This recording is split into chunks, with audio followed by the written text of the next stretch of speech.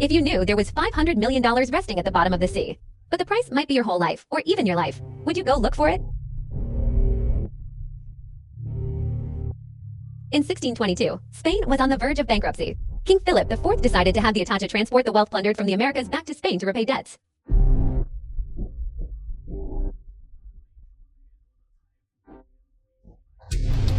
As it sailed into the straits, a giant storm instantly broke the mast and tore apart the hull. Within minutes, the Atocha sank to the seabed.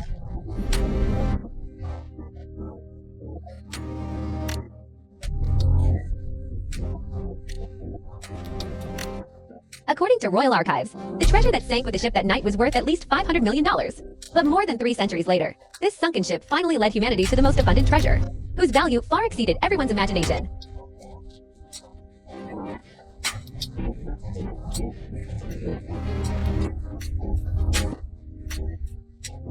Initially, it was grounded on a reef stretching 321 kilometers in the Florida Keys.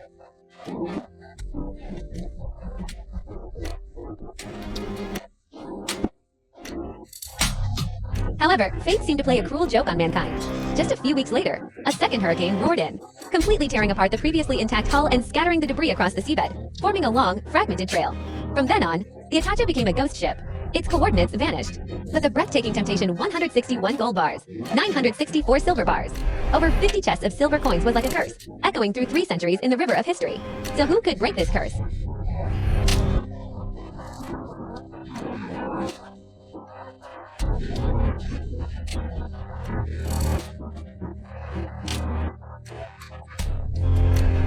History turned its gaze to a man named Mel Fisher. He spent his life diving, opened a dive school in California with his wife, and trained over 60,000 students. When the legend of the Atocha reached his ears, his restless heart was completely ignited.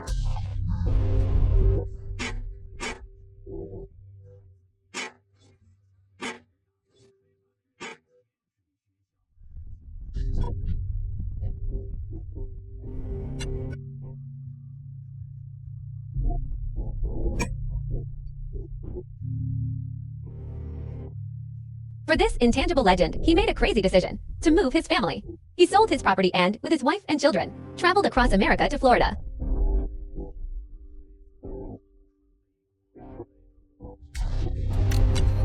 Armed only with a boat and some metal detectors, they began searching in an area called Matacum Keys, as countless ancient texts pointed there. For a whole year, their journey exceeded 160,934 kilometers. The detectors scanned every inch of the seabed. The result? Nothing.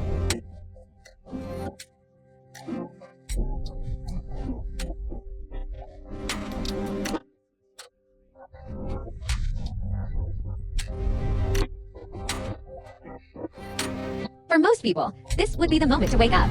But Mel held one last card.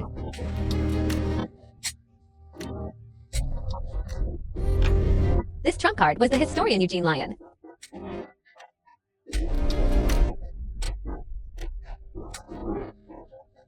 While Mel was hitting walls on the front lines, Eugene was far away in the archives of Seville, Spain, searching for clues among dusty documents.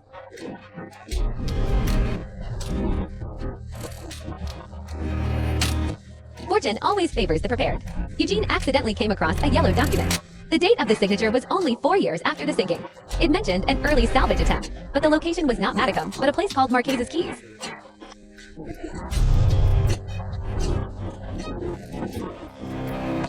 This new coordinate was a full 161 kilometers off from Mel's search area.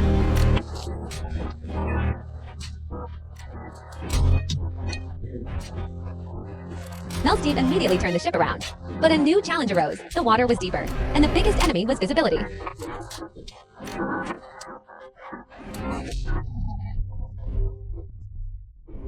The surface of the sea seemed clear, but once submerged, the turbulent current made it impossible for divers to even see their own fingers.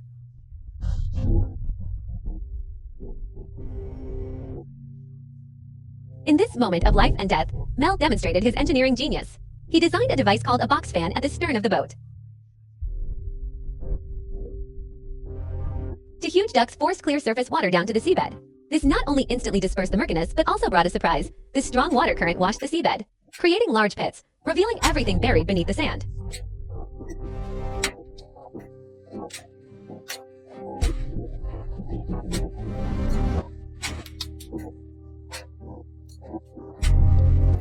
One day in 1971, as the dust settled, a giant iron anchor was exposed on the seabed.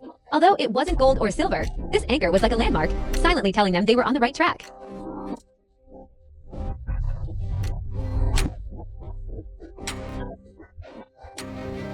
Immediately after, cups, swords, cannonballs, and fragments of daily life began to surface. Mel marked every find on the map. A miracle happened. These points connected to form a clear straight line. This was the death trail of the Atocha.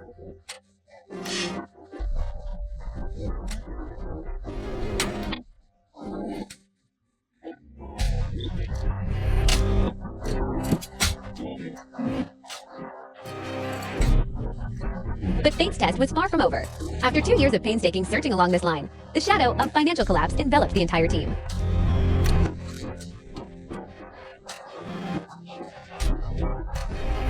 If they couldn't find real gold and silver, Mel's dream would be shattered. The close call occurred in 1973, a few hundred meters from the iron anchor. The crew found a batch of silver coins and 3 huge silver bars.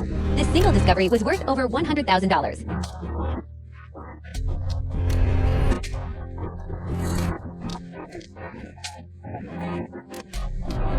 However, it was impossible to confirm whether this treasure came from the Atocha or its sister ship that sank the same night, the Santa Margarita. So they consulted the ship's manifest. The manifest recorded every gold and silver item, including their precise weight and serial number.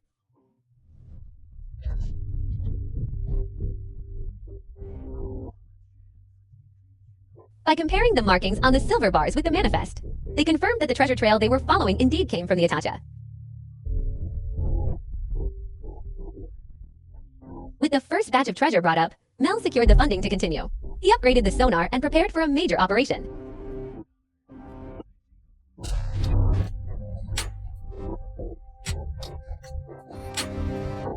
However, in this story, every step forward came at a heavy price. The Florida state government became red-eyed, claiming full ownership of the treasure. Mel was forced to simultaneously search for a needle in a haystack and fight against powerful public authority in court.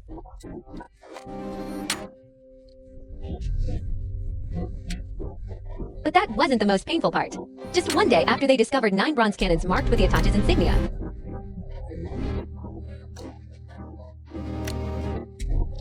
death arrived. A search boat mysteriously capsized in the middle of the night. In the freezing water, 3 young crew members tragically perished. Among them was Mel's most beloved son.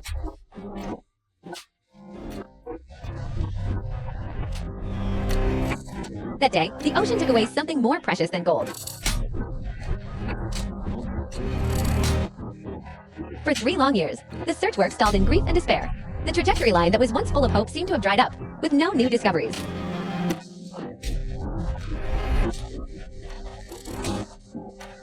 Mel aged significantly, but he often muttered about a mysterious survivor's manuscript.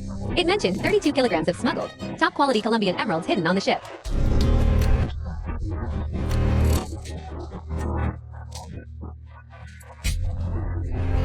No one believed him. Everyone thought it was the delusion of an old man who had suffered too much grief. But he believed that the Atocha's treasure was certainly more than just gold and silver. Meanwhile, after 8 years of a prolonged lawsuit, Mel finally won the case and gained 100% ownership of the treasure. But he had also burned through $6 million, the lifelong culmination of his efforts.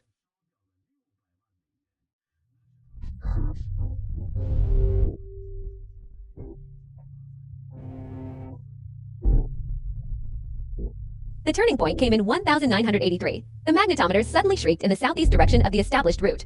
It turned out that the storm of that year, after tearing apart the hull, had pushed the wreckage in another unknown direction.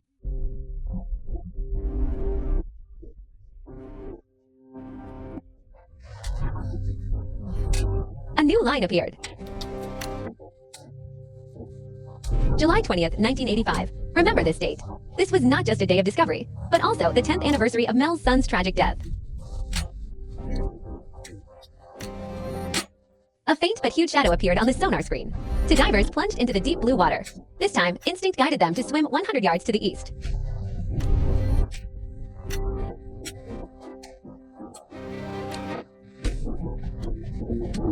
And there, the legend became reality. A 24-meter-long shipwreck lay quietly, piled high with silver bars.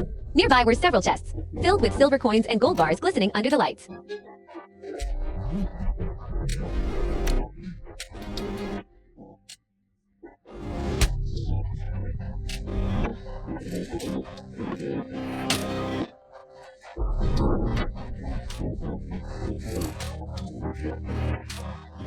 Undoubtedly, after 16 years of searching, Mel and his crew finally found the main treasure. The astonishing thing was, hidden in the wreckage was an emerald the size of a thumb. This one stone alone was worth over $800,000.